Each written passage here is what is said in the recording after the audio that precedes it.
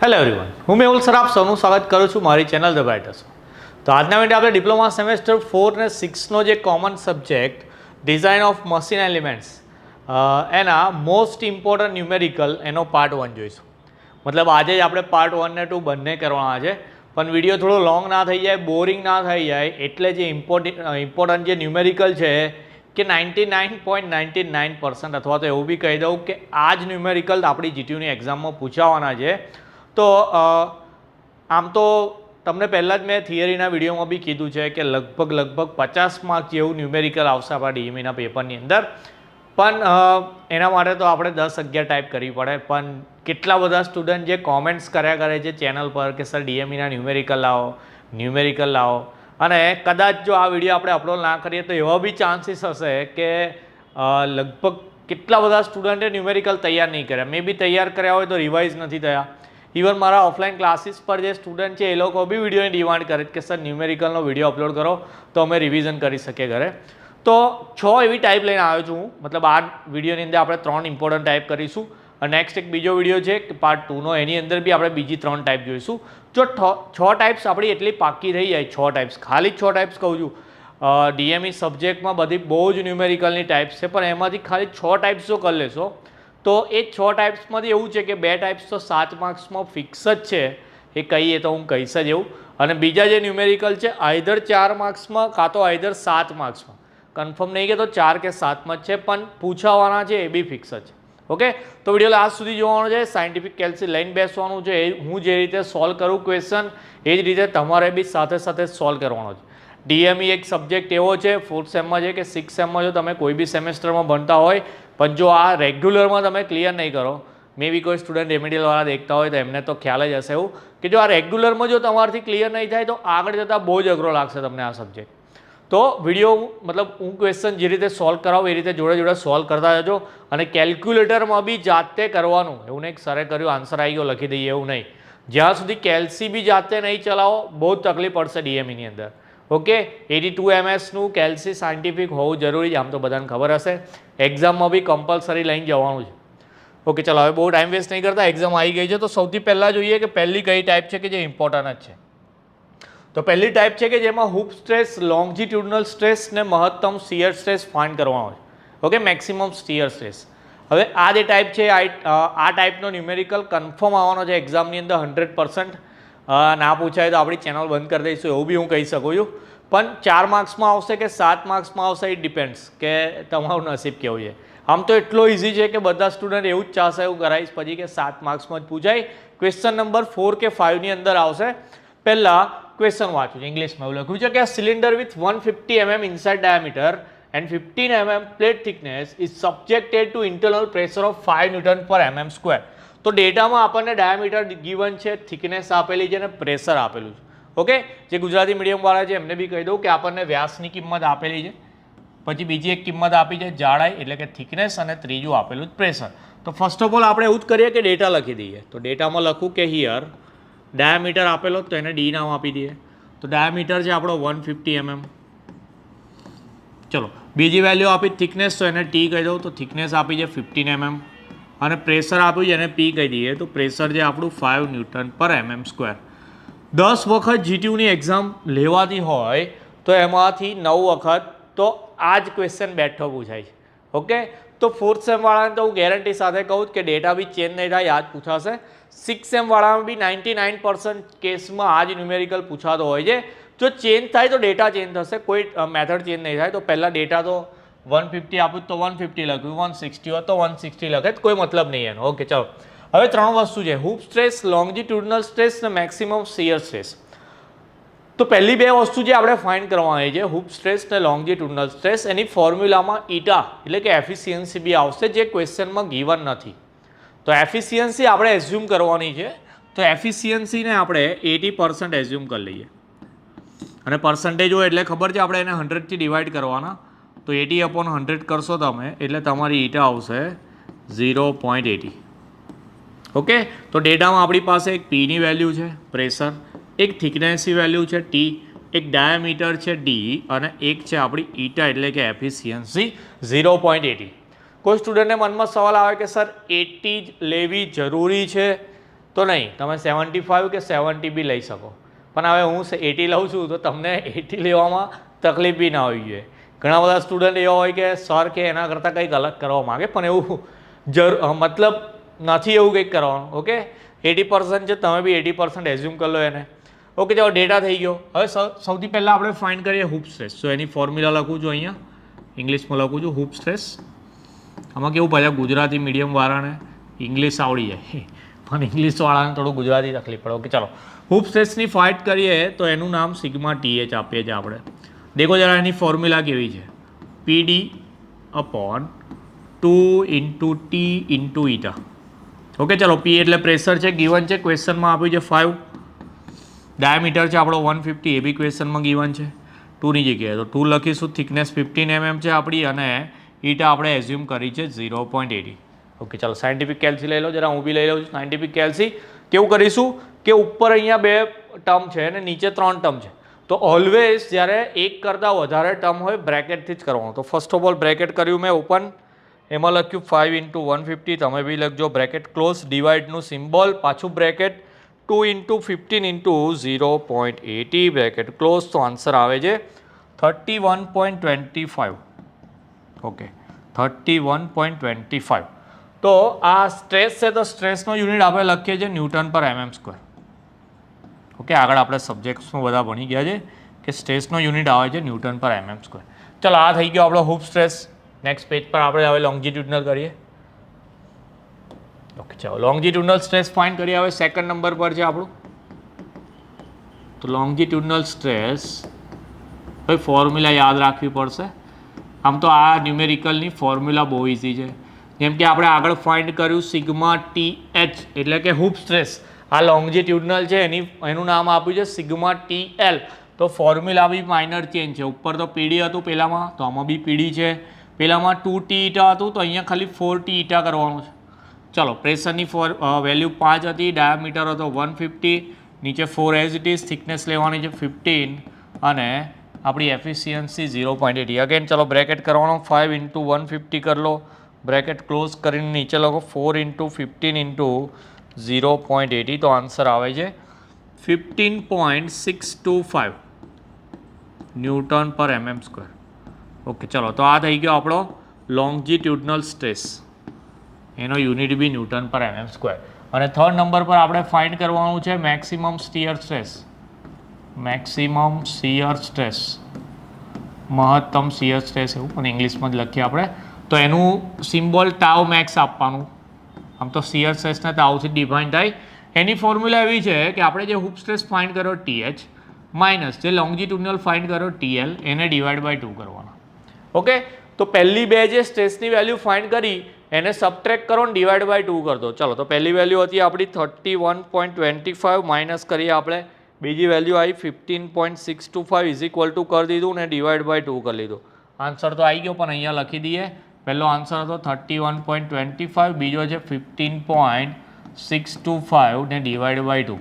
કેલ્સીમાં કર્યું છે તો મારો આન્સર આવે છે 7.8125 ન્યૂટન પર mm².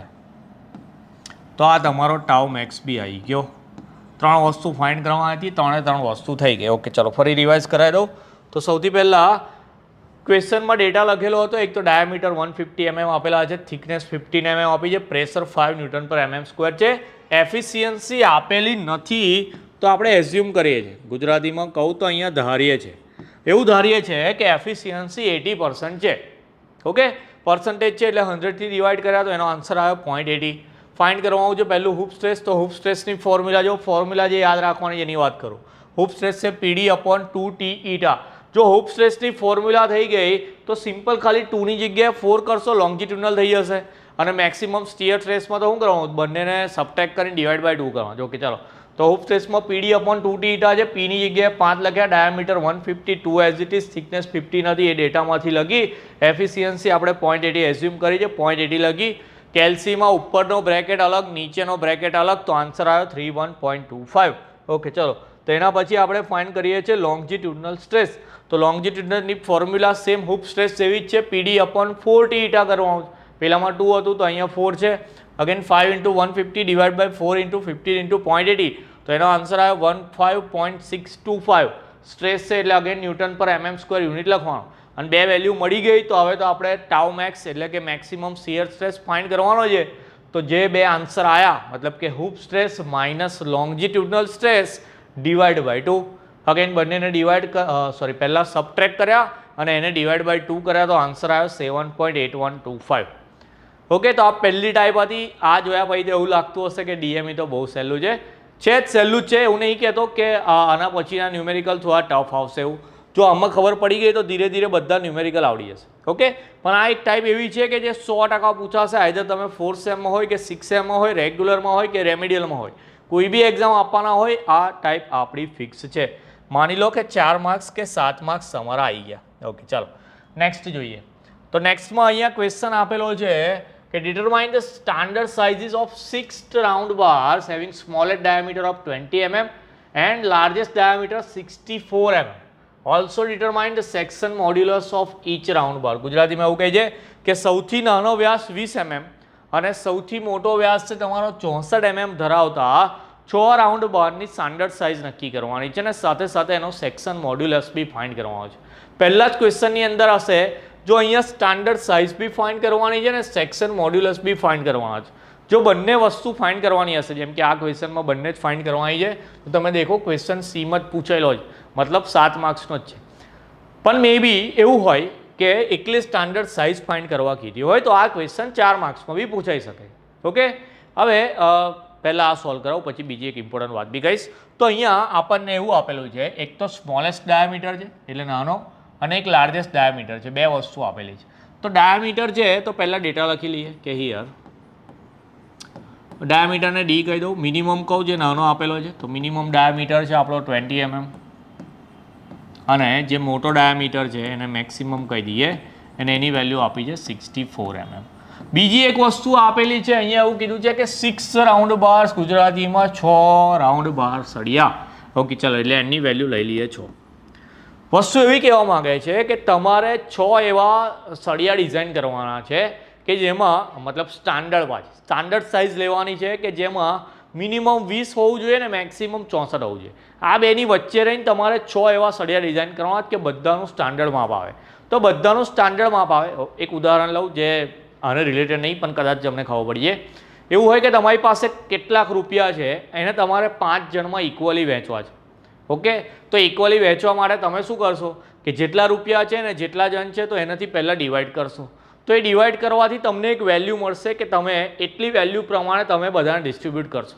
તો સેમ વે આપણે અહીંયા સ્ટાન્ડર્ડ સાઇઝ નક્કી કરવા માટે પ્રોગ્રેશન રેશિયો ફાઇન્ડ કરવો પડશે. શું ફાઇન્ડ કરવું પડશે? Progression ratio. પ્રોગ્રેશન રેશિયો કે જેને ફાઈ કહેવાય. ઓકે, અહીંયા ડાયામીટર છે તો 5D લખીએ આપણે. કેવી ફોર્મ્યુલા છે એની? તો ફોર્મ્યુલા એવી છે કે ઉપર તમારે મેક્સિમમ ડાયામીટર લેવાનો, નીચે લેવાનો તમારે મિનિમમ ડાયામીટર અને એની પાવરમાં લેવાનું 1/n-1. ઓકે, ચાલો ડેટા લગાવું છું અહીંયા.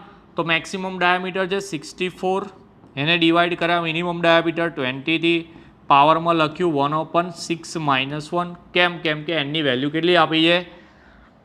6 આપેલી. હવે બુકમાં કદાચ અલગ હોય, તમને કોઈ બીજી જગ્યાએ તમે શીખ્યા હોય કોલેજમાં કે કોઈ ફ્રેન્ડે શીખવાડ્યું હોય કે પહેલાં આ બેને ડિવાઈડ કરો, અહીંયા 6-1 કરો. પણ તમારી પાસે સાયન્ટિફિક કેલ્સી છે ને આ કેલ્સી બધી જ વસ્તુ કરી શકે છે. ઓકે, તો પાસ બી કરાવી શકે છે. તો તમારે એવું કરવાનું છે કે આ સ્ટેપ છે એના પરથી ડાયરેક્ટ કેટલો આવે છે આપણો 5D તે ફાઇન્ડ કરી લેવાનો. ઓકે, તમારો 5D ડાયરેક્ટ ફાઇન્ડ કરવાનો. ચલો કેલ્સીમાં શું લખવાનું તે મેં અહીંયા લખું છું. આમ તો હું આમાં લખીશ જ પણ તમારી માટે લખું છું કે કેલ્સીમાં એક બ્રેકેટ લખીશું, 64/20 કરીશું, પાવરનું બટન દબાવીશું મતલબ કે જે સિમ્બોલ છે એનો, અને 1 ડિવાઈડ બાય હવે 6 - 1 5 થાય છે તો હું અહીંયા 5 લખી દઉં છું. ઓકે, આટલી વસ્તુ લખો. દેખો મેં બી લખું છું 64/20 રેઝ ટુ 1/5. આન્સર આવે છે 1.2619 એવો, પણ મેં 1.26 એવું લખી દઉં છું. આઈ હોપ બધાનો આવી ગયો હશે 1.26. ઓકે, આવું લખવાનું છે 64/20 રેઝ ટુ 1/5. 5 એટલા માટે કે અહીંયા 6 - 1 છે. તો પ્રોગ્રેશન રેશિયો થઈ ગયો આપણો ફાઇન. હવે આપણે 6 સળિયાની સ્ટાન્ડર્ડ સાઇઝ લેવાની. તો શું કરીએ આપણે કે અહીંયા એક ટેબલ બનાવીએ. ઓકે, એક ટેબલ બનાવીએ છીએ કે જેમાં સ્ટાન્ડર્ડ સાઇઝ મેન્શન કરીશું. 6 સળિયા છે તો અહીંયા સિરિયલ નંબર એવું લખી દઈએ. ઓકે, 1 2 3 4 5 6 એવું આપીશું. અહીંયા એની સ્ટાન્ડર્ડ સાઇઝ લખીએ. બીજું ટેબલ એટલે બનાવ્યું છે કે સ્ટાન્ડર્ડ સાઇઝ આપણે સળિયાને ડિઝાઇન કરવાનો છે, તો એનો ડાયામીટર જો બહુ પોઈન્ટમાં હશે નહીં ચાલે, એને રાઉન્ડ ઓફ કરવો પડશે. તો અહીંયા આપણે એવું એને રાઉન્ડ ઓફ કરી લઈશું. પેલું પૈસા વેચવાના આવે, કોઈના 99 રૂપિયા હોય, જેમ કે ડીમાર્ટમાં કે કશે જાઓ તો 99 હોય તો 100 જ હાલ દઈએ છીએ આપણે. તો એ રાઉન્ડ ઓફની વાત છે. અહીંયા બી આપણે રાઉન્ડ ઓફ કરીને વેલ્યુ કરીશું. ઓકે, સ્ટાર્ટ કરવાનું છે 20 mm થી. તો પહેલો સળિયો તો આપણે 20 mm નો રાખીશું, મતલબ ત્યાંથી સ્ટાર્ટ કરવાનું છે. રાઉન્ડ ઓફ કરવાની જરૂર નહીં, એ તો 20 રહેવાનું. હવે જે પ્રોગ્રેશન રેશિયો છે તમારે એવું કરવાનું કે આ 20 ને આપણા પ્રોગ્રેશન રેશિયો એટલે કે 1.26 થી મલ્ટીપ્લાય કરવાના. દેખો જરા, જે 20 છે એને 1.26 થી મલ્ટીપ્લાય કરીએ છીએ તો 25.2 આવે છે. 25.2 આવે છે. હવે બીજી વાત, જો પોઈન્ટ પછી 5 કે 5 થી મોટી સંખ્યા હોય તો તમે એક નંબર વધાર દો, જો નાનો હોય તો તમે નાનું રાખો. ઓકે, તો તમે આને રાઉન્ડ ઓફ કરીને 25 mm કરી શકો છો. કોઈ એવું વિચારતું હોય 26 કરવું છે તો બી ચાલશે. જે રીતે રિઝલ્ટમાં થોડા SPI ઇન્ક્રીઝ કરીને બોલ દઈએ છીએ એવું કરશો તો બી ચાલશે. ઓકે, ચાલો. હવે અમે એવું જ કે પ્રોગ્રેશન રેશિયોનો મતલબ છે કે દર વખતે આપણે 1.26 થી મલ્ટીપ્લાય કરવાના, દરેકને 1.26 થી ગુણતા જવાનું. તો આપણે હવે આ જે 25 આન્સર આવે એને ફરી, તો કેલ્સીમાં મારી પાસે 25.2 આન્સર છે જ, મેં રિમૂવ નહીં કર્યો, તો મેં જ કેલ્સીમાં ઇન્ટુ કરીને 1.26 કરી દઈશ, તો 31.75 સમથિંગ આવે છે. તો અહીંયા શું લખવાનું, તો અહીંયા આવી રીતે લખવાનું કે 20 તો ખરા જ, હવે 1.26 બે વાર મલ્ટીપ્લાય થયા. આન્સર જે આવ્યો તે લખી દઉં છું 31.75 ને એને રાઉન્ડ ઓફ કરીને મેં 32 mm કરી દઉં છું. ઓકે, ચાલો ફોર્થ વનની માપ કરીએ. હવે આવું લખવાનું 20 ઇન્ટુ 1.26 3 વાર. આપણે 3 વાર નહીં લખીએ કેલ્સીમાં, આપણી પાસે એક આન્સર જ છે, એને ઇન્ટુ 1.26 કરી લેવાનું. આન્સર આવે છે 40.00. ચાલો રાઉન્ડ ઓફ જ આન્સર છે તો એને તો 40 mm જ રાખીએ. ઓકે, ચાલો ફિફ્થ વનમાં જઈએ. તો ફિફ્થ વનમાં હવે લખીશું 20 ઇન્ટુ 1.26 ની 4 પાવર. અગેન જે આન્સર છે એ જ છે, એને છેડવાનો નહીં. તો આન્સર આવે છે 50.40. તમે એને કરી શકો છો 50 કે 51 જે કરો એ. અને લાસ્ટમાં જે આપણો 6th નંબરનો છે એમાં લખીશું 20 ઇન્ટુ 1.26 ની 5 પાવર. અગેન જે આન્સર છે એને 1.26 થી મલ્ટીપ્લાય કરીએ તો આન્સર આવે છે 63.5. મેં કીધું હતું એમ 0.5 કે એનાથી મોટી આવે તો તમે રાઉન્ડ ઓફ કરીને એક નંબર વધારી શકો છો. તો 63 ની જગ્યાએ 64 કર્યો. સ્ટાર્ટિંગ કરવાની હતી 20 mm થી લઈ જવાનું હતું 64 mm સુધી, મતલબ આપણો આન્સર કરેક્ટ છે. કોઈનું આન્સર 63 આવતું હોય તો ચાલે. ઓકે, પૈસા વેચવાના છે, થોડા બચી જાય તો ચાલે, ખૂટે તો પછી ખિસ્સામાંથી આપવા પડે, એ ના ચાલે. ઓકે, થોડા રહી જાય તો ચાલે. તો અહીંયા 63 કોઈ લખશે તો બી કોઈ વાંધો નહીં, પણ જેમ કે તમને ખબર જ છે કે મેક્સિમમ 64 સુધી જવાનું છે, તો આ તમારો આન્સર ક્લિયર છે. તો આ થઈ ગઈ સ્ટાન્ડર્ડ સાઇઝ. શું કરવાનું હતું, તો કે આ ફોર્મ્યુલા હતી કે મોટું માપ ઉપર નીચે નાનું કરીને પાવરમાં 1/n-1 કર્યું તો પ્રોગ્રેશન રેશિયો મળી ગયો. અને જે નાનું માપ હતું ત્યારથી ચાલુ કર્યું. આ જે પ્રોગ્રેશન રેશિયો આપણો આવ્યો 1.26 એનાથી મલ્ટીપ્લાય કરતા ગયા. ઓકે, હવે જે રીતે હૂપ સ્ટ્રેસવાળામાં ક્વેશ્ચન ફિક્સ છે, આની અંદર બી કાં તો 20 64 આવે કાં તો 10 32 આવે. હવે 20ના અડધા કરો 10 થઈ જાય, 64ના અડધા 32 થઈ જાય. સેમ આ રીતે આન્સર કરવાનો, કોઈ જ ફરક નહીં પડે. 5ની વેલ્યુ બી આ જ આવશે. ઓકે, તો સ્ટાન્ડર્ડ સાઇઝ થઈ ગઈ આપણી. પણ આપણે તો સેક્શન મોડ્યુલસ બી ફાઇન્ડ કરવાનું. તો સેક્શન મોડ્યુલસ માટે દેખો જરા, તો સેક્શન મોડ્યુલસ માટે આપણે ઝેડની વેલ્યુ ફાઇન્ડ કરવી પડશે. ઓકે, ઝેડ, તો ઝેડની ફોર્મ્યુલા છે π/32 into D cube. π/32 into D cube. તો π/32 રાખીએ ઇન્ટુ ડી ક્યુબ કરીએ. ચલો ડી ક્યુબ કરીએ તો ડી ક્યુબનો મતલબ એવો છે કે જે આપણો ડાયામીટર છે, તો સ્મોલેસ્ટ ડાયામીટર કેટલો છે આપણો 20, તો આપણે 20ના ક્યુબથી મલ્ટીપ્લાય કરવાનો છે. ઓકે, ચલો તો π/32 કેલ્સીમાં લખીએ, શિફ્ટ દબાવીને π/32 ઇન્ટુ 20નો ક્યુબ. ઓકે, ચલો આન્સર આવે છે એક મિનિટ 20નો ક્યુબ નહીં, અહીંયા એક ભૂલ થઈ ગઈ આપણી. ઓકે, 1.26 આવે છે. તો આ જે છે આપણી બેઝિક આર્ટ એન્ડ સિરીઝ, કહેવાનું રહી ગયું મારે, બેઝિક આર્ટ એન્ડ સિરીઝ છે. હવે સ્ટાન્ડર્ડ સાઇઝની અંદર આર્ટ એન્ડ સિરીઝ આવે, R5 સિરીઝ આવે, R20 સિરીઝ આવે, R40 સિરીઝ આવે. પણ આપણે જીટીયુમાં એવા ન્યુમેરિકલ પૂછાય છે કે જેમાં બેઝિક આર્ટ એન્ડ સિરીઝ જ આવે છે. તો આર્ટ એન્ડ સિરીઝ જ આવે છે એટલા માટે આપણે અહીંયા ડીની વેલ્યુ બી 10 લેવાની છે. ઓકે, 20 લેવાની નથી. ઓકે, ચાલો. તો અહીંયા 10 લેવાની, મતલબ કોઈ બી ન્યુમેરિકલ આવે સ્ટાન્ડર્ડ સાઇઝનો તમે 10નો ક્યુબ કરશો તો સાચું કહેવાશે. ઓકે, ચલો. 5/32 થઈ ગયું, ઇન્ટુ 10નો ક્યુબ કરું છું તો 98.17 આવે છે. એને રાઉન્ડ ઓફ કરીને આપણે 100 માની લઈએ તો આપણો સેક્શન મોડ્યુલસ છે. હવે ફરી ટેબલ બનાવવાનું, બધા સળિયાનો સેક્શન મોડ્યુલસ ફાઇન્ડ કરવાનો છે. આમાં તો રાઉન્ડ ઓફ કરવાની જરૂર નહીં પડતી એટલે બે જ વસ્તુ બનાવું છું. અહીંયા લખું છું સિરિયલ નંબર અને અહીંયા લખીએ આપણે section modulus. Section modulus. Okay, ચાલો. પહેલા નંબરના સળિયાને તો પછી આ જ આલવો પડશે કે ભાઈ તારો સેક્શન મોડ્યુલસ 100. બીજાની વાત કરીએ તો બીજા માટે 100 ને 2થી મલ્ટીપ્લાય કરવાના એટલે 200. ત્રીજા નંબર માટે એ જે આન્સર આવ્યો એને ફરી 2થી મલ્ટીપ્લાય કરવાના એટલે 400. પછી ફરી એને 2થી મલ્ટીપ્લાય કરીએ તો 400 × 2 એટલે 800 થઈ ગયા તમારા. બધા યુનિટ એમએમનો ક્યુબ જ આવશે. ફરી 800 ને 2થી મલ્ટીપ્લાય કરીએ તો 1600 અને 61 ને આપણે 1600 ને 2થી મલ્ટીપ્લાય કરીએ તો તમારા 3200. આ બધાનો યુનિટ સેમ જ લખવાનો છે એમએમ ક્યુબ, આવી રીતે નહીં. હા, બધા જોડે લખવાનું એમએમનો ક્યુબ. તો આ તમારો સેક્શન મોડ્યુલસ થઈ ગયો. શું કર્યું આપણે? તો પહેલાં ફોર્મ્યુલા લગાવી π/32 × 10નો ક્યુબ. ઓકે, 10નો ક્યુબ એવું યાદ રાખો તો બી ચાલશે કારણ કે બેઝિક આર્ટ એન્ડ સિરીઝ આવવાની છે બધા ન્યુમેરિકલની અંદર. તો પહેલો જે આપણો રાઉન્ડ બાર છે એને 100 mm ક્યુબ થઈ ગયો સેક્શન મોડ્યુલસ. તો બધાને 2થી મલ્ટીપ્લાય કરવાના. કેમ 2થી મલ્ટીપ્લાય કરવાના એ બી કહી દઉં.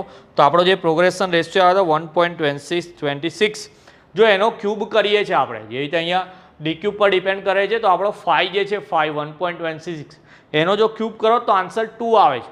એટલા માટે આપણે અહીંયા સેક્શન મોડ્યુલસમાં બધાને 2થી મલ્ટીપ્લાય કરે. થિયરી બહુ મેટર નહીં કરતી. તમને તો કદાચ આવું જ ગમતું હશે કે આ હાલું છે 2 વડે ગુણી નાખવાના એવું. તો તમે યાદ રાખી શકો કે સેક્શન મોડ્યુલસમાં બધા મતલબ કોઈ બી ન્યુમેરિકલ આવશે. આ તો 2064 વાળો 1032 વાળો આવશે તો બી આ ટેબલ તો આવું ને આવું જ છાપવાનું છે. ઓકે, આ તો યાદ બી રહી ગયું હશે બધાને કે પહેલાંનો આન્સર 100 જ આવે, બધાને 2 વડે મલ્ટીપ્લાય કરતા જવાના. તો સેક્શન મોડ્યુલસનું જે ટેબલ છે એ તો આ જ રહેવાનું છે. ખાલી આપણે પેલું આગળવાળું જે ટેબલ છે સ્ટાન્ડર્ડ સાઇઝવાળું એના માટે પહેલાં પ્રોગ્રેશન રેશિયો ફાઇન્ડ કરવાનો જે 1.26 આવે છે. તો મિનિમમ જે ડાયામીટર હતો ત્યાંથી સ્ટાર્ટ કરવાનું. પહેલાં 1.26થી મલ્ટીપ્લાય કરવાના, એનો જે આન્સર આવે એને ફરી 1.26થી એવી રીતે 6 વખત મતલબ 6 વખત કરવાનું છે. તો આપણા જે સ્ટાન્ડર્ડ સાઇઝ છે બધી આવી જશે. ઓકે, તો આ બીજી ટાઈપ હતી. થોડીક લેન્ધી લાગી હશે પહેલાં કરતાં પણ ઇઝી છે. ના ખબર પડી હોય તો થોડુંક રિવાઇન્ડ કરીને ફરી જોઈ લેજો અને થોડો જુગાડ બેસાડજો કે તમને કેવી રીતે યાદ રહે. આમ તો હું જે સમજાવ્યું છે જુગાડું જ છે, તમને ગમે એ રીતે જ છે, પણ મે બી કોઈને આમ તેમ લાગતું હોય તો તમારી રીતે તમે સેટ કરીને પણ આ ન્યુમેરિકલ બી ખાસ તૈયાર કરવાનો. ઓકે, ચલો 2 ટાઈપ થઈ. હવે આ વિડીયોની લાસ્ટ ટાઈપ જોઈએ, બહુ લોડ નહીં લઈએ. હવે આ તો ફિક્સ જ છે 7 માર્ક્સમાં. આ વિડીયોના સ્ટાર્ટિંગમાં મેં એવું કીધું કે અમુક તો જે કમ્પલસરી પૂછાવાના છે એ પૂછાવાના જ છે. પહેલો ન્યુમેરિકલ હતો હૂપ સ્ટ્રેસ લોંગિટ્યુડનલ સ્ટ્રેસ, એ બી કમ્પલસરી પૂછાશે. અને પહેલાં જે કર્યો એ બી કમ્પલસરી આવશે, પણ એ બંનેમાં ડાઉટ છે કે 4 માર્ક્સમાં આવે 7 માર્ક્સમાં આવે નહીં ખબર એવું. પણ આ તો 7 માર્ક્સમાં જ આવશે. એવરી ટાઈમ ને પૂછાય. ઓકે, ક્વેશ્ચન એટલો મોટો દેખાય છે તો થોડોક આન્સર બી એવો મોટો થશે, પણ અઘરો નથી. 2 ફોર્મ્યુલા ખાલી યાદ રાખવાની તો તમને બધું આવડી જશે. ઓકે, ચલો ક્વેશ્ચન વાંચું પહેલાં.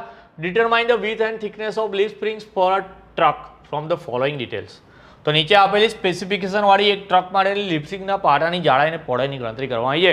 એક સ્પ્રિંગ છે એની પહોળાઈ એટલે કે બ્રેથ અને જાડાઈ એટલે કે થિકનેસ બી અને ટીની વેલ્યુ આપણે ફાઇન્ડ કરવાની. ક્વેશ્ચનમાં એવું છે.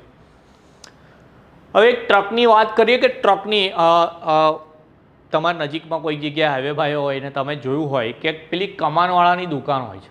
ઓકે, એ કમાનવાળાની દુકાનની અંદર આમ કંઈક સ્પ્રિંગ જેવો શેપનું દોરેલું હોય છે. એ રિપેરિંગ માટેની દુકાન હોય તો અહીંયા મોસ્ટલી ટ્રકો જ ઊભી રહેતી હોય. ઓકે, ટ્રક માટેની જ વાત છે એવું.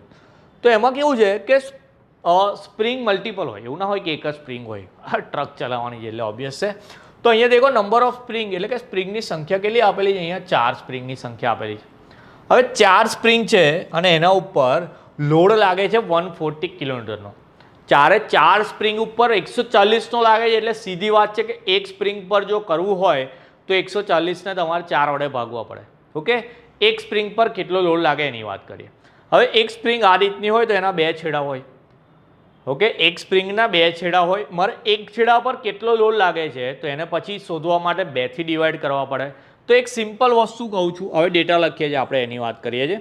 તો હિયર પહેલાં આપણે ફાઇન્ડ કરવાનું છે પી ફોર્મ્યુલામાં પી આવશે. પી ફોર લોડ છે, પણ એ લોડ એવો છે કે જે એક છેડા પર કેટલો લાગે. તો એના માટે શું કરવાનું, તો તમને જે લોડ આપેલો હોય, અહીંયા મેક્સિમમ લોડ કેટલો આપે છે 140 કિલોન્યુટન. તો 140 કિલોન્યુટનને તમારે ડિવાઈડ કરવાના નંબર ઓફ સ્પ્રિંગથી. કેટલી સ્પ્રિંગ આપી છે 4. અને મેં કીધું એમ કે સ્પ્રિંગના 2 છેડા હોય, એક જ છેડા પર કરવું છે તો ઇન્ટુ 2 બી કરવાનું. પડી ખબર?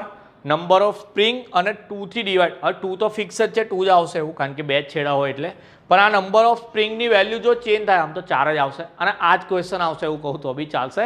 પણ નંબર ઓફ સ્પ્રિંગ છે એની વેલ્યુ અહીંયા લગાવવાની છે. ઓકે, ચાલો 140 ડિવાઈડ બાય 4 ઇન્ટુ 2 કરીએ તો 17.5 આવે છે. 17.5 કિલો ન્યૂટન છે, તો કિલોની જગ્યાએ 1000 લખીએ આપણે. તો P is equal two 17.5 into 10⁻³ newton થાય. ચલો પીની જરૂર પડવાની છે ક્વેશ્ચનમાં, તો ડેટામાંથી પી મળી ગયો. આગળ વાંચીએ તો સ્પ્રિંગ મટીરિયલ છે, મેટર નહીં કરતું. Permissible tensile stress. ઓકે, ચાલો પરમિસિબલ ટેન્સાઇલ સ્ટ્રેસ એને સિગ્મા બી કહેવાય. તો સિગ્મા બીની વેલ્યુ છે 600 ન્યૂટન પર mm². ઓકે, ચલો આને તો એઝ ઇટ ઇઝ રહેવા દો. આગળ જઈએ. Span of spring. ઓકે, ચાલો સ્પાન ઓફ સ્પ્રિંગ એટલે સ્પ્રિંગની લંબાઈ આપેલી છે, પણ આપણે ફોર્મ્યુલામાં જે એન લેવાની. ફરી 2 છેડા આપેલા હશે એટલે આપણે એક જ છેડા માટે લેતા હોય તો એલ ફાઇન્ડ કરવા માટે તમને જે સ્પાન આપેલો હોય એ સ્પાનને ડિવાઈડ બાય 2 કરવાના. તો સ્પાન આપેલો છે 1000, એને ડિવાઈડ બાય 2 કરીએ તો એલની વેલ્યુ થઈ ગઈ આપણી 500 mm. ઓકે, રાઇટિંગ થોડા આમ તેમ છે પણ જોઈ લેજો. ઓકે, ચાલો એલ બી ડન થઈ ગયો. પછી આપ્યું છે મેક્સિમલ પરમિસિબલ ડિફ્લેક્શન. ઓકે, ચાલો ગુજરાતીમાં કહું તો વિચલન આપેલું છે મહત્તમ, એને વાય મેક્સ કહેવાય. તો એની વેલ્યુ છે 80 mm. ચાલો એ બી એક ક્લિયર છે, એને એઝ ઇટ ઇઝ રહેવા દેવાની. પછી આપ્યું છે યંગ મોડ્યુલસ. ઓકે, ઈની વેલ્યુ આપી, એ તો બધા જાણે જ આવે 2 × 10⁵. ચલો એસી ચાલે તો બી ફૂલ ગરમી લાગે છે. આ પ્રોજેક્ટરની લાઇટો અઘરી લાગે છે. ચાલો ટોટલ નંબર ઓફ લીવ્સ. તો નંબર ઓફ લીવ્સ એટલે એન કહેવાય. તો નંબર ઓફ લીવ્સની વેલ્યુ આપી છે એન. તો ડેટા આટલો આપણી પાસે છે, આપણે ફાઇન્ડ કરવાનું છે. ઓકે, ચલો જે ફાઇન્ડ કરવાનું છે એની બી વાત કરીએ. આપણે ફાઇન્ડ કરવાનું છે બી અને ટી. એટલે કે બી એટલે બ્રેથ અને ટી એટલે કે થિકનેસ, પહોળાઈ અને જાડાઈ. આ 2 વસ્તુ ફાઇન્ડ કરવાની છે. હવે આપણી પાસે અહીંયા એક તો સ્ટ્રેસ આપેલો છે સિગ્મા બી અને એક વસ્તુ આપી છે વાય મેક્સ. આ બેની ફોર્મ્યુલા છે. એ બેની ફોર્મ્યુલા એપ્લાય કરીને બી ને ટી ફાઇન્ડ કરવાના છે. ઓકે, ચાલો નેક્સ્ટ પેજ પર લખું છું કે પહેલાં ફર્સ્ટ ઓફ ઓલ સિગ્મા બી છે આપણી પાસે. તો સિગ્મા બીની ફોર્મ્યુલા છે 6PL અપોન NBT². હવે સિમ્પલ વાત છે, મારે બી ટી તો ફાઇન્ડ કરવાના છે. તો આ બી ટીને ઉચકીને ઉપર આપી દઉં, સિગ્મા બીને નીચે લઈ આવું. તો દેખો જરા, BT² જે નીચે હતા એ ઉપર જતા રહ્યા, 6PL તો બિચારા એ જ જગ્યાએ રહી ગયા, અને આ એન સાથે આવી ગયું સિગ્મા બી. ઓકે, BT² ઉપર સિગ્મા બી નીચે વેલ્યુ લગાવો. 6 એઝ ઇટ ઇઝ. પીની વેલ્યુ હતી 17.5 × 10⁻³. એલની વેલ્યુ આગળ ડેટામાં લખી હતી 500 અપોન એનની વેલ્યુ 10 છે ને સિગ્મા બી આપેલા છે ક્વેશ્ચનમાં 600. એટલી બધી વાર કરો છે ને કે હવે તો ડેટા બી યાદ રહી ગયો છે. ઓકે, ચાલો કેલ્સીમાં લખવાનું છે, બ્રેકેટ કરીને અગેન ઉપર એક બ્રેકેટ રાખવાનો, ડિવાઈડ કરીને નીચે એક બ્રેકેટ. તો 6 × 17.5 × 10⁻³ × 500 ડિવાઈડ બાય 10 × 600. તો આન્સર આવે છે 8750. 8750 આ વેલ્યુ છે આપણી BT²ની. એક વખત બી છે, 2 વખત ટી છે, એટલે એનો યુનિટ આવશે mm². ઓકે, યુનિટ બી યાદ રાખવાના છે. ચલો એના પછી વાય મેક્સની ફોર્મ્યુલા છે જે આપણને ક્વેશ્ચનમાં ડિફ્લેક્શન આપેલું છે. તો એની ફોર્મ્યુલા છે 6PL³ upon E × N × BT³. Again BT find કરવા તો બીટીને ઉપર આલ દો, વાયને નીચે લઈ આવો. તો therefore BT³ is equal two 6PL³ as it is. નીચે આપણી પાસે EN છે એ બી એવા ને એવા રાખવાના, અને આ જે વાય મેક્સ છે એને નીચે લઈ આવ્યા અહીંયા. ચલો અહીંયા બી બધી વેલ્યુ લગાવીએ. તો therefore BT³ is equal two, ચલો ઉપર જે પહેલાં 6, પીની વેલ્યુ 17.5 × 10⁻³ ઇન્ટુ L³ એટલે 500 નો ક્યુબ. ડેટા બધો આગળ લખેલો છે એના પરથી જ. ની વેલ્યુ છે આપણી 2 ઇન્ટુ 10⁵ ઇન્ટુ એનની વેલ્યુ અગેન 10 અને ડિફ્લેક્શન હતું આપણું 80. ચલો ફરી કેલ્સી નીકાળો. પહેલાં બ્રેકેટ કરો 6 ઇન્ટુ 17.5 ઇન્ટુ 10⁵ ઇન્ટુ 500નો ક્યુબ. ઓકે ચલો divide by 2 into 10⁵ into 10 into 80.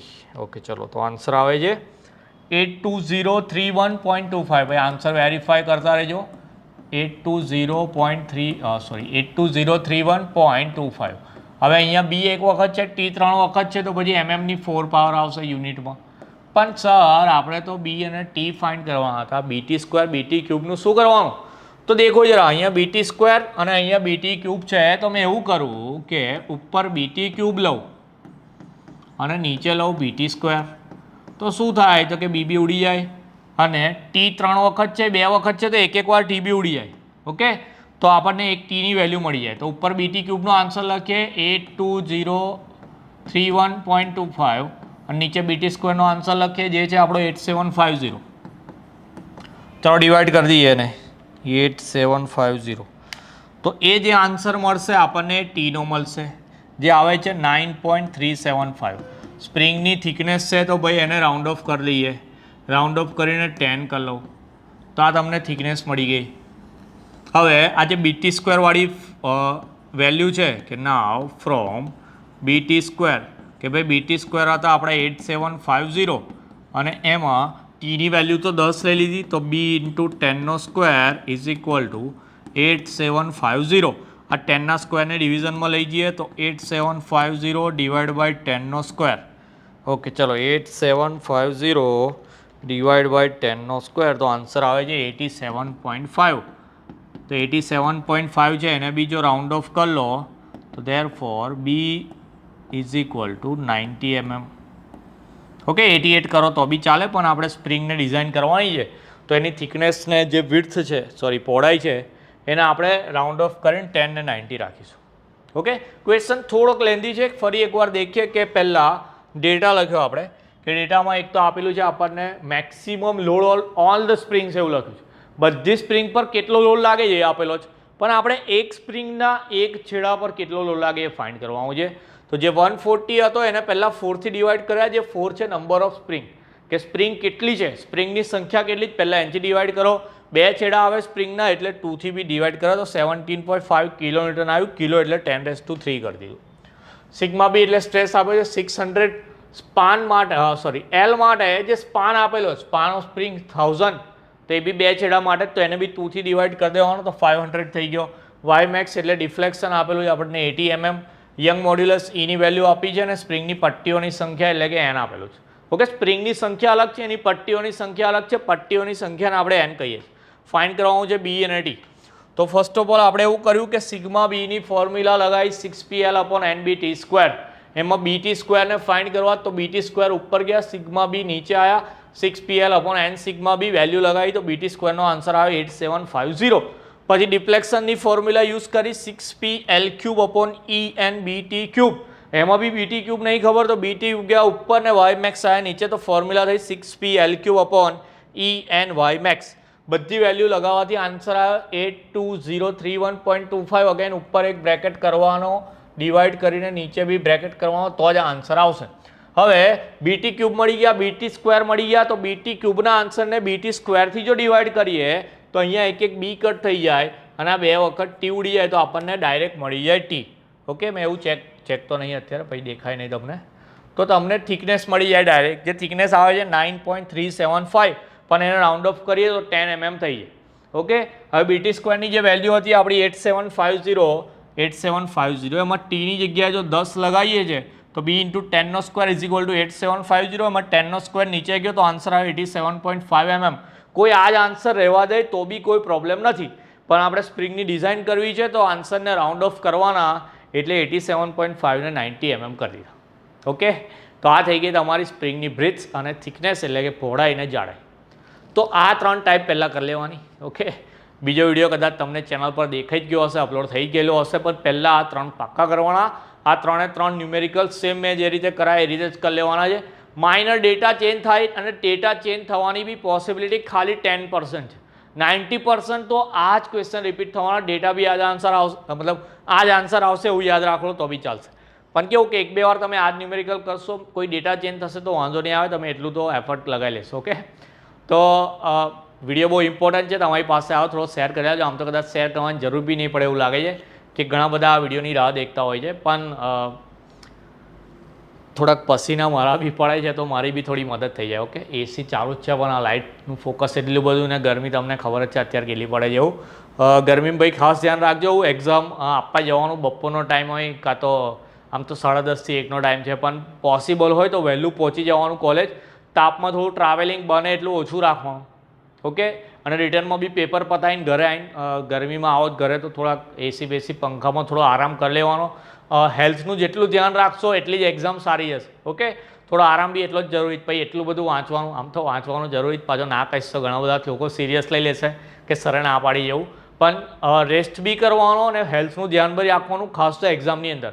Okay, એક્ઝામમાં બીમાર પડી જાય તો પછી ખુદને એક બહાનું મળી જાય કે એક્ઝામમાં બીમાર હતો એટલે ફેલ થયો, પણ આપણે એવું ચીટિંગ કરવાની જરૂર નહીં.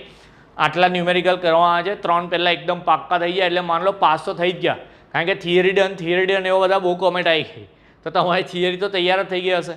અને થિયરી 15 થી 20 માર્કની તમારા એટલા ક્વેશ્ચનમાંથી 100% આવી જશે. ઓકે, એ વિડીયોમાં બી મેં તમને 2-3 થિયરી તો એવી આપી કે જે પૂછાઈ જ ગઈ છે. ઓકે, તો પછી તમારે 10-15 ત્યાંથી થઈ ગયા. આ વિડીયો કરો તો તમારા 15 માર્ક, 15 નહીં સોરી, માન લો ને કે 15, ચાલો તો 15 માર્ક્સ વિડીયોમાં આ 3 ટાઈપના બી થઈ ગયા છે. તો આટલું જ પાક્કું કર્યું તો બી તમે પાસ થઈ જવાના.